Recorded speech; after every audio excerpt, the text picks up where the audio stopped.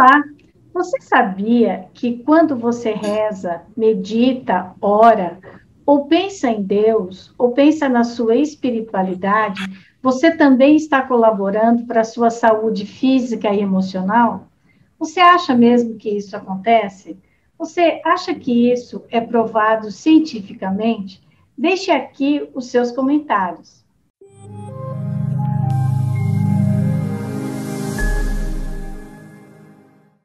Olá, seja bem-vinda, bem-vindo ao canal Angeline. Hoje vamos falar sobre a espiritualidade e a nossa saúde. Quem vai conversar conosco é o cardiologista Dr. Roque Savioli.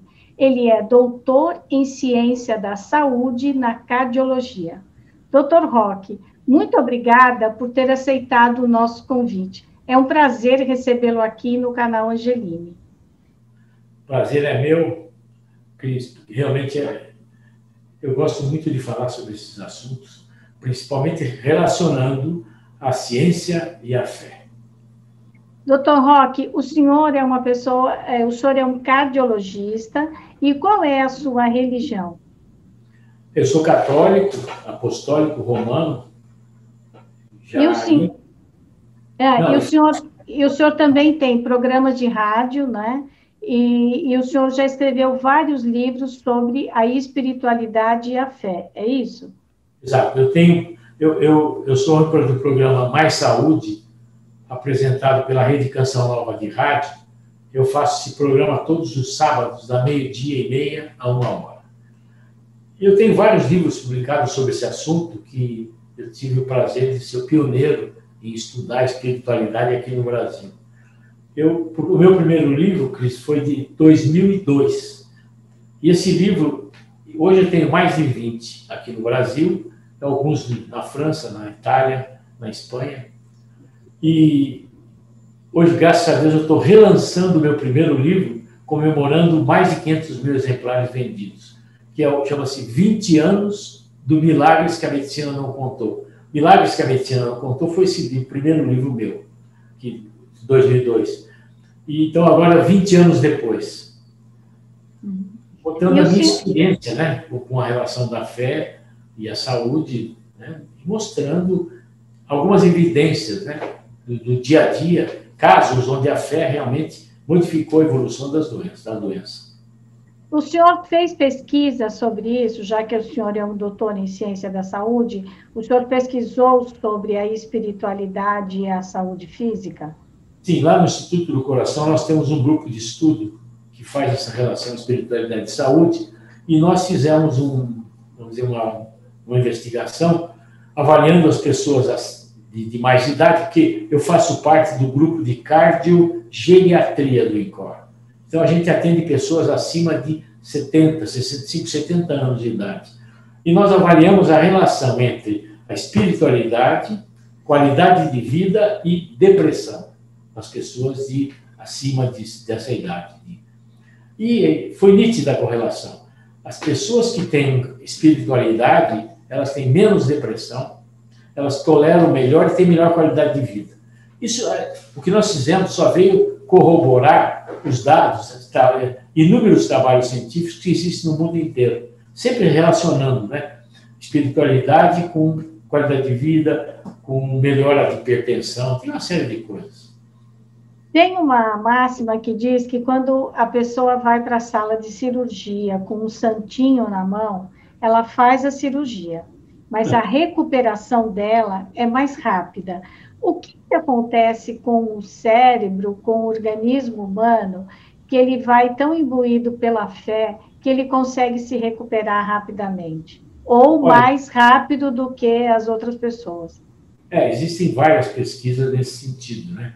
Usando imagem e métodos de imagem cerebrais e verificaram que durante a oração existem áreas cerebrais que respondem mais. Áreas essas que têm uma relação com setores de imunidade e tudo mais. Então, acredita-se que a fé atuando nesse nível faz com que a evolução das doenças seja melhor, mas isso não impede que a pessoa que tem a fé, que tenha a doença, entendeu? Não é porque você tem fé que você não vai ter doença. Não é assim na verdade. A doença é uma coisa da natureza, da natureza humana, né? Só que a fé ajuda você a transcender, superar melhor essa situação. Na verdade, a recuperação ela é mais rápida, é isso que o senhor quer dizer? Sim. A recuperação, não só isso, mesmo que a pessoa não tenha o êxito na cura física, sabe? A cura psíquica que é mais importante, e a cura espiritual. Então, a pessoa consegue passar aquele tempo. Tem um estudo feito na Universidade de Colômbia, nos Estados Unidos, estudaram 60 médicos que tinham doenças graves, terminais, câncer, AIDS e tudo mais. Então, eles viram que as pessoas que tinham espiritualidade, elas conseguiam passar aquele tempo de resto de vida que tinham de uma forma melhor, sabe, mais tranquilos, mais resilientes. E a família dessas pessoas também. Já aqueles que não tinham fé, que, entre aspas, brigaram com Deus, eles ficavam mais ansiosos, mais deprimidos, e a família também. Que a coisa pior que tem é você ter um familiar do seu lado que está morrendo e começando a reclamar e xingar e tudo mais, né? Gritar de dor. Você imagina o sofrimento que deve ser. Agora, o que o senhor fala é o seguinte, quando a pessoa tem a fé, não é que ela se conforme e diz, bom, tá bom, é isso que eu tenho, então vamos lá, eu vou acreditar em Deus, eu vou morrer mesmo, eu vou para o outro lado. O que eu queria entender é, quando a pessoa reza, ou medita, ou ora, enfim, quando ela tem uma relação com o sagrado, com o espiritual, o corpo dela reage melhor, é isso? É isso. Porque nós temos, olha, veja bem, como é que a cura é feita. No meu entender, a cura sempre é divina. Tá? Você tem a cura através de médico, de remédio, de tudo isso, da ciência. Porque toda a ciência provém de Deus. E aí você tem meios que existem dentro de nós. Nós temos meios intrínsecos que são capazes de se curar. Então, isso também é tudo feito de acordo com a cura divina, sabe? Então, por exemplo, a partir do momento que você acredita e tem a fé, você pega um instrumento qualquer, um santinho, coisa mais, aquele símbolo, sabe? Aquilo te ajuda, porque o ser humano precisa ter alguma coisa material para tocar. Tem uma passagem bíblica que eu acho espetacular, que é a passagem da hemorroísa. Não sei se você conhece, Jesus andando, né, e tinha uma senhora que tinha uma hemorragia que passava anos e anos e não tinha cura. Quando ela toca o manto de Jesus, ela se cura. Quer dizer, o fato de você querer se curar, aquela coisa assim. Só que tem um detalhe, não é só ela que tenha, sabe? Jesus fala, saiu de mim uma força muito grande. Quer dizer, tem o seu lado, o seu momento de tocar, mas a cura divina sempre.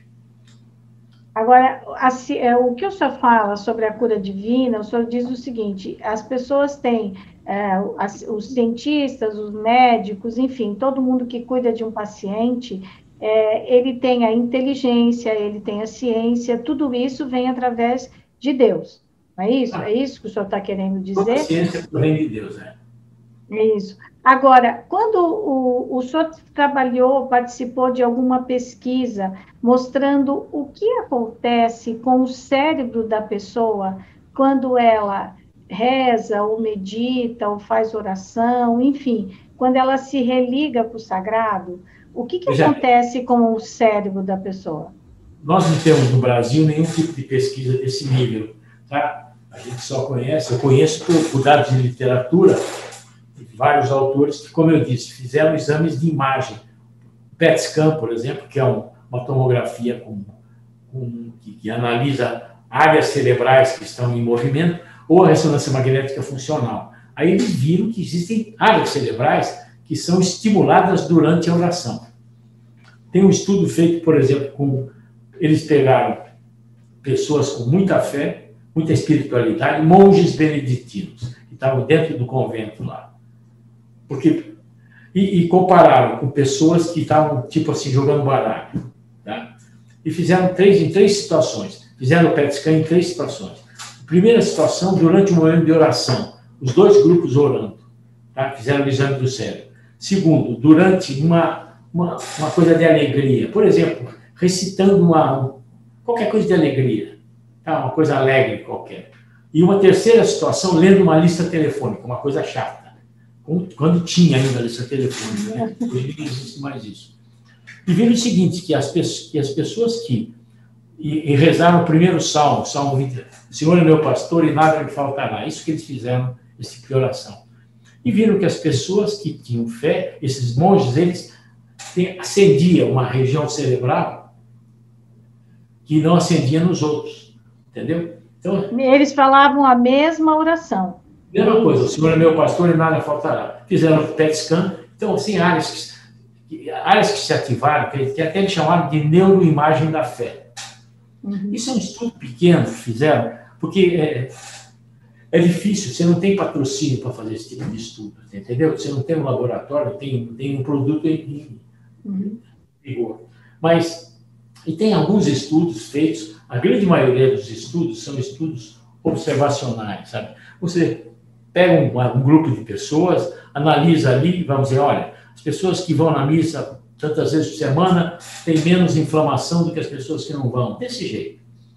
Porque o grande problema, Cristina, é você avaliar a espiritualidade. Como é que eu vou dizer se a pessoa tem espiritualidade ou não tem? Não dá para você medir. Não é um exame de sangue que você vai ver.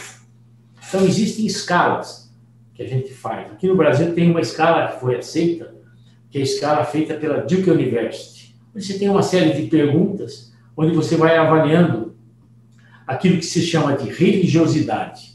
Porque espiritualidade é, a nosso entender, é a busca do sentido da vida, né? É a busca da existência, que você vai encontrar através da religião. A religião é uma ferramenta que você vai fazer isso. A religião você pode medir, né? Se a pessoa vai na igreja, não vai, se ela lê a Bíblia, não lê. Agora, isso não quer dizer que a pessoa tenha espiritualidade, né?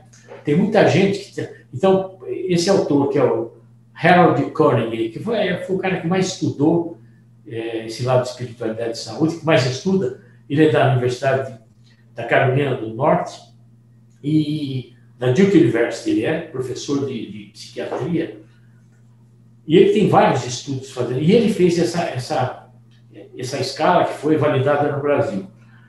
E ele classifica assim, que você tem uma religiosidade intrínseca e uma religiosidade extrínseca. A intrínseca é aquela mais perto da espiritualidade, sabe? É aquele momento que você transforma a sua vida depois que você tem um encontro pessoal com Deus, tá? Aquela pessoa que, de repente, muda tudo, deixa de ser... muda a vida em direção de... E tem a religiosidade extrínseca, que são aparências. Inclusive, tem várias coisas. Tem pessoa que vai na igreja para lobby, tem pessoa que vai na igreja por várias razões, né? Então, essa é extrínseca e é intrínseca. Mas a gente tenta medir, então, o que ele chama de, nos trabalhos, religiosidade e espiritualidade. Agora, no Brasil, a gente fez esse estudo, tem vários centros que também estudam isso, o pessoal do Rio Grande do Sul estuda, e dentro da Sociedade Brasileira de Cardiologia, o ano passado, saiu uma diretriz sobre prevenção de saúde. E um dos aspectos da prevenção de saúde, da diretriz, foi espiritualidade. Foi uma coisa que até surpreendeu um pouco o meio científico. Mas o que é essa diretriz? É dizendo que se a pessoa tiver espiritualidade, isso faz bem para o coração, é isso? As diretrizes saem, por exemplo, são normas para você programar a saúde. Então, tem a vida saudável, não fazer isso, fazer ginástica, sabe? E também com relação à espiritualidade. Tá? Então, mas isso é para que o médico, por exemplo, o senhor, por exemplo, recebe um paciente. O paciente está com alguns problemas cardíacos, ele está meio deprê e tal, então o senhor vai dizer, você precisa fazer exercício físico, uma alimentação saudável, dormir na hora certa, aquelas coisas. E junto com isso, eu recomendo que você também procure uma religião ou que você faça algo para a espiritualidade. O que o senhor fala sobre isso? Veja só, isso aqui é uma fronteira muito séria. É muito tênue essa linha, sabe? Entre você, do próprio charlatanismo, né? Você começa a fazer essas coisas para chamar o paciente. O consultório não é púlpito religioso, primeiro aspecto. Certo. você tem que admitir, se respeitar a individualidade do paciente. Então, eu, por exemplo, tenho algumas perguntas que eu faço. Depois que eu termino a consulta, como você falou, aí eu pergunto, olha, se você tem alguma religião, tem alguma fé, você tem alguma coisa que você faz, se a pessoa fala que não acredita em nada, para por aí. Tá? São 4 perguntas que eu faço, e são perguntas recomendadas por uma Sociedade Americana de Médicos.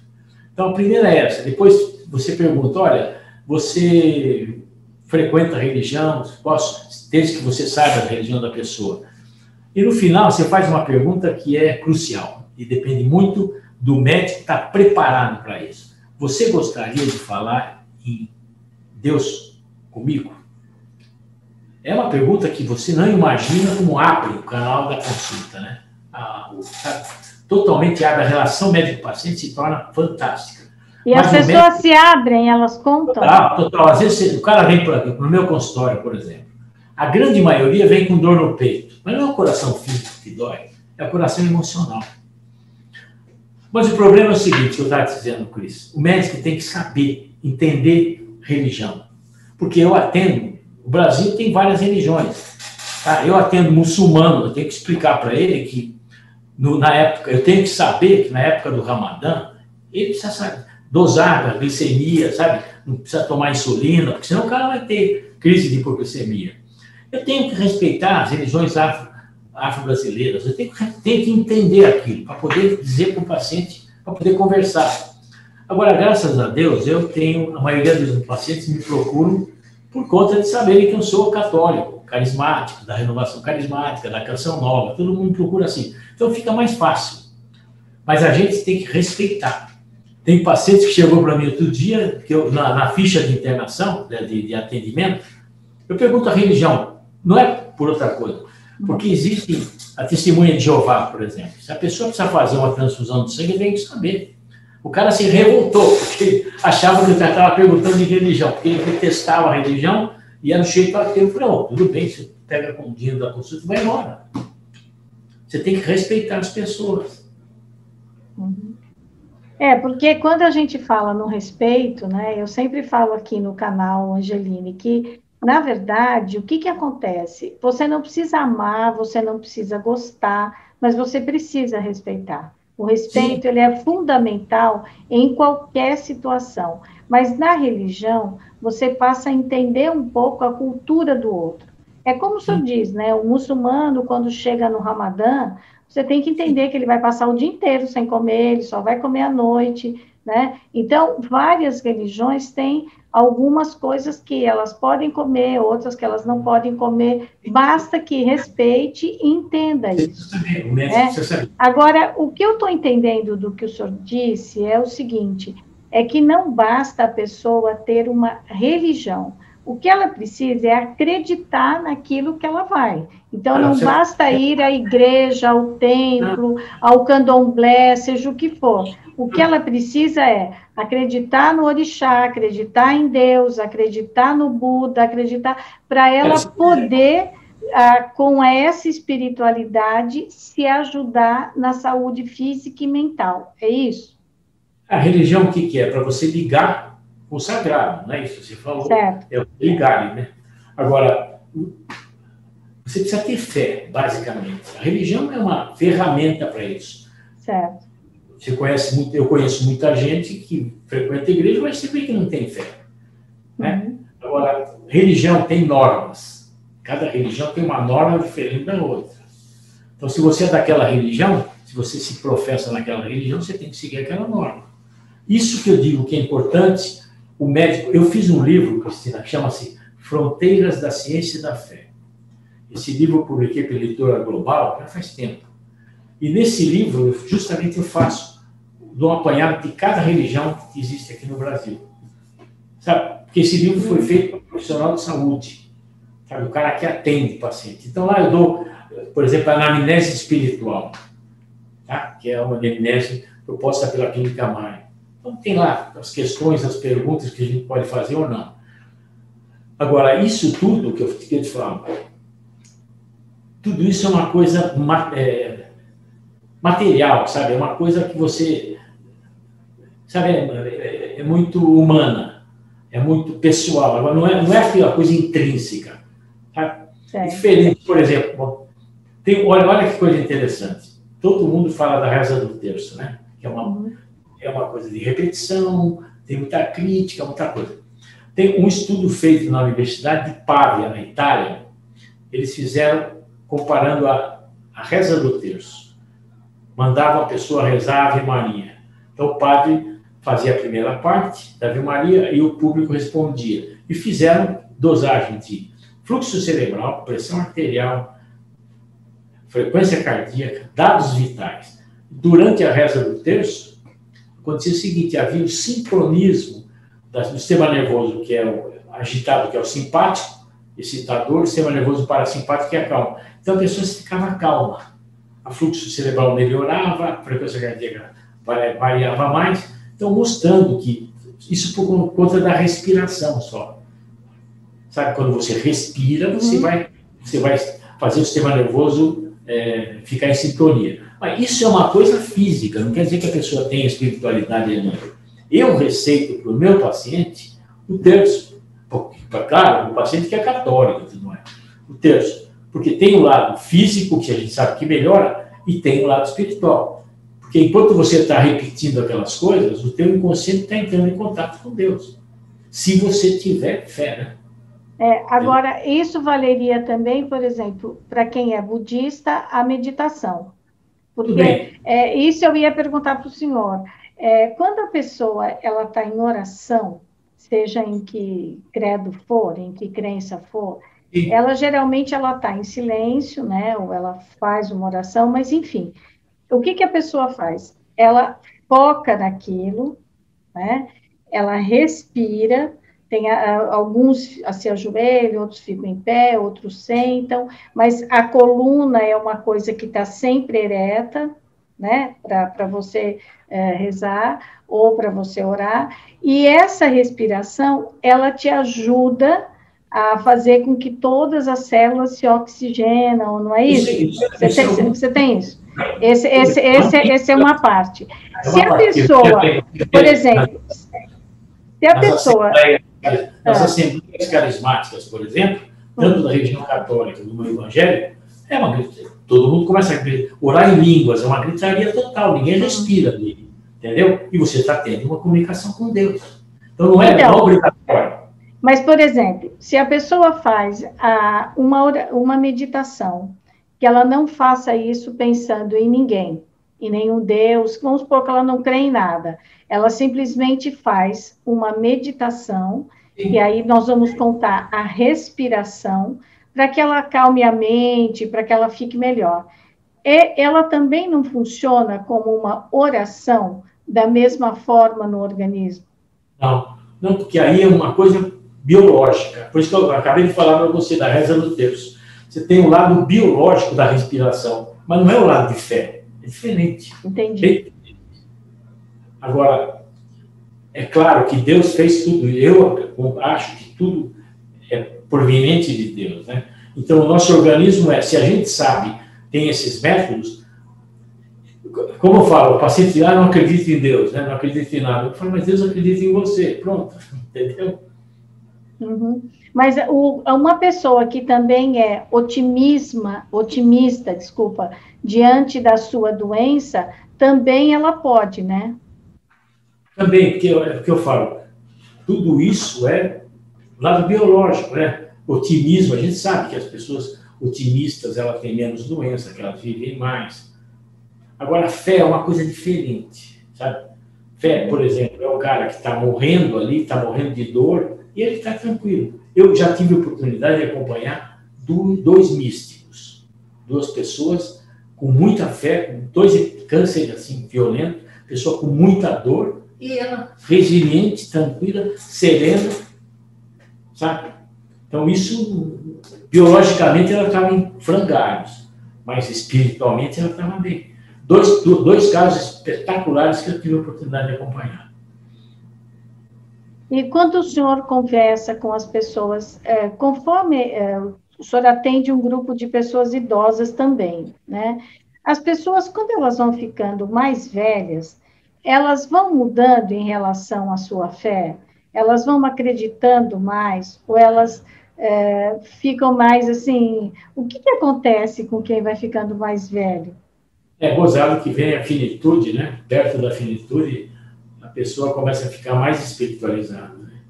Sabe? Se abre mais esse lado, esse canal espiritual. É a mesma coisa a pessoa que está com câncer, né? Fase final de câncer. Você vê que se aproxima mais de Deus. Então, é uma forma de você transcender aquilo tudo, né? Aquele sofrimento todo que vem pela frente. E a velhice é isso, né? Na verdade. Porque, na verdade, assim, você vai vivendo, você vai vendo o dia a dia, você vai juntando toda a experiência daquilo que você viu, aprendeu, e aí você começa a ter um pouco mais de paciência em relação a algumas coisas, não é? E também você começa a reler, eu às vezes vejo assim, quando você relê um livro que você leu na faculdade ou que você leu no ginásio, é tão interessante como a gente olha aquilo de novo, né? Você lê aquele... É uma releitura, que é um ressignificado daquilo, né? E eu tenho a impressão que quanto mais velho a gente fica, mais a gente vai olhando, assim, algumas coisas que a gente morria por elas, ai, ficava sofrendo. Hoje você fala, que bobagem, né? Por que eu sofri por isso? Não é? Então, e com a espiritualidade e a religião, o senhor acha que isso vai acontecendo e que as pessoas começam a ver que Deus, de fato, é misericórdia? Veja só, envelhecer é administrar perdas.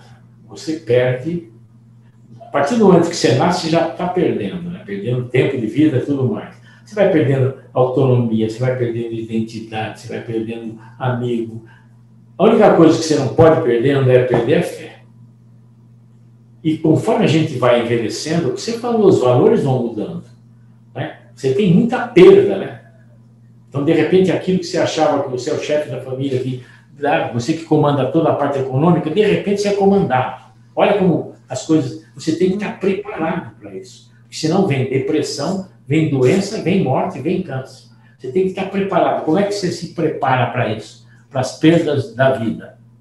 A única forma que tem é você ter o seu culto pessoal com Deus. Não tem outro jeito. Tem? Você acha que se tiver, a gente publica um livro e é o best-seller mundial. Mas não tem, né? Você acha que como é que pode? E o senhor acha que a fé, ela não substitui o otimismo da pessoa para que ela tenha uma recuperação, por exemplo, na saúde melhor? A fé é uma coisa, o otimismo é outra. É isso? Acho que fé é uma coisa, fé é um divino, né? É um encontro, é você acreditar. O que significa fé? Fé é você acreditar que algo que na frente vai acontecer. Antecipação de um evento. É acreditar que aquele evento vai acontecer antecipadamente, né? Então, de qualquer forma, você também é otimista, assim, né? Só que eu acredito que aquela coisa vai acontecer porque tem uma intervenção divina. O otimismo é uma coisa minha, só pessoal minha. Eu acredito porque eu acho que vai dar certo. A fé não, eu acredito porque Deus vai intervir. Essa é a diferença para mim. Porque eu deposito, na fé, eu deposito a minha esperança, o meu otimismo num ser superior a mim. E é alguém que não é humano como eu, portanto, vai ter o poder de me ajudar nesse momento, é isso? Exatamente, é isso aí. E o senhor recomenda alguma coisa para as pessoas que dizem que têm fé, ou para que elas testem sua fé, para ver se é fé ou se é só ir à igreja? O que o senhor recomenda? Olha, eu tive uma experiência muito séria ultimamente. Eu tive Covid, tá? E eu fiquei internado na semi-intensiva. Nossa, e quais foram os seus sintomas, doutor? Há 10 dias eu fiquei fui entubado. E aí eu testei a minha fé. Tá? E, na verdade, eu não tinha fé nenhuma. Eu achava que tinha, mas não tinha. Porque, veja bem, todo mundo acha que Deus é uma... sabe a lâmpada do Aladim? Uhum. Esfrega a lâmpada e faz os 3 desejos seus. Acho que Deus é isso. Ele está à disposição para fazer isso. Ele pode até fazer milagre. Faz. Mas a grande maioria das vezes não tem tempo, tem uma demora. Essas demoras que a gente não entende. E eu estava lá, olhava para o monitor, via, putz, a minha saturação cada vez mais baixa. Falava, oh, meu Deus, aumenta o oxigênio, falei, daqui a pouco vai ser entubado. E você fala, não, amanhã eu vou estar legal porque Deus vai me ajudar. Eu espero, tenho certeza. E não ajudava, não acontecia nada. Então você veja só, é uma fé de trocas que a gente tinha. A partir do momento que eu realmente entreguei para Deus, e acalmei, entreguei, aconteceu, eu melhorei. Quando o senhor desentregou, o senhor diz, seja o que tem Sabe o que que eu ser. fiz? Sabe o que eu fiz? Eu fiz um retrospecto da minha vida todinha. Falei, bom, eu posso, amanhã, posso ser entubado e posso não sair mais do tubo. Tá bom. Então, fazer um retrospecto, ver os lados positivos, os lados negativos, o que eu fiz de errado, o que eu fiz certo, aquelas coisas que a gente tem que fazer. E chegou um momento e falei, bom, estou pronto. Estou pronto para ir. Aí melhorei. Então, é isso. Eu acho que aí você perguntou se quer provar a fé. Eu era que nem Pedro, né? Andando nas águas, né? De repente bate o vento, ele olha para baixo e afunda. É uma fé, homem sem fé, né? Eu entrevistei aqui o professor Del Delambre, é um teólogo, e ele diz que cada dia a gente morre um pouco quando vai dormir, né? Que você vai dormir, então você faz planos. Amanhã eu vou fazer isso. Não, você pode não acordar mais. Ele falou, você pensou que cada dia que você dorme, você vai morrer e não acorda mais, né? Aí eu comecei até a dar risada, porque assim, tem gente que... Eu sou uma pessoa assim, que quando vou dormir, eu falo, não, eu já fiz isso, aquilo, fico morrendo de medo de faltar fazer alguma coisa. Eu falei para ele, nossa, então agora 3 da manhã eu vou estar acordada, terminando tudo, de medo que eu não acorde no dia seguinte, né? Mas a verdade é que quando você vai pensando, doutor, que a sua vida ela pode estar acabando no próximo minuto, não que você faça isso, como diz, eu estou morrendo, não, não é isso. Mas você vai fazendo tudo o que tem que fazer, acreditando que depois vai ter outra vida, que vai ser melhor, ou que sei lá o quê, mas que, enfim, você vai passando isso com menos ansiedade, não é? O senhor não saiu de lá mais tranquilo? Não, foi o que aconteceu. Eu estava me revoltando até. Falei, pô, vem cá, eu sempre fui um cara, tentei ser um cara justo. Sempre fui, pô, eu não tenho cura, não melhora, só piora. Então, uma das coisas que a gente tem que entender, as demoras de Deus. Sabe, esse tempo que demorou, você vai se recuperando, você vai se restaurando, você vai lembrando das coisas positivas, negativas. É o que eu te falei. É uma autoconfissão que você faz. Isso é importante. Então, se for testar a fé, quando você está perto de morrer. Aí você vai testar a sua fé.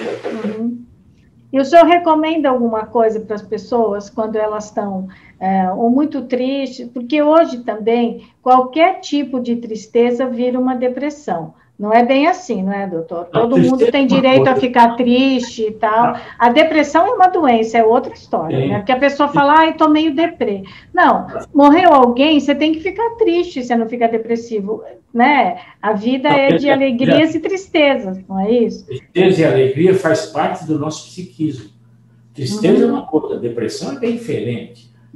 Agora, o que o senhor recomenda para as pessoas ou para que elas aumentem a própria saúde, a saúde física, emocional, psíquica, mas que ela faça isso junto na fé? O que o senhor recomenda para elas? Olha, a primeira coisa que eu faço, eu estou te falando de pessoas que me dão a liberdade de fazer isso, tá? O que eu te falo, sempre se respeita a individualidade, e aqui no consultório eu não faço daqui um púlpito religioso.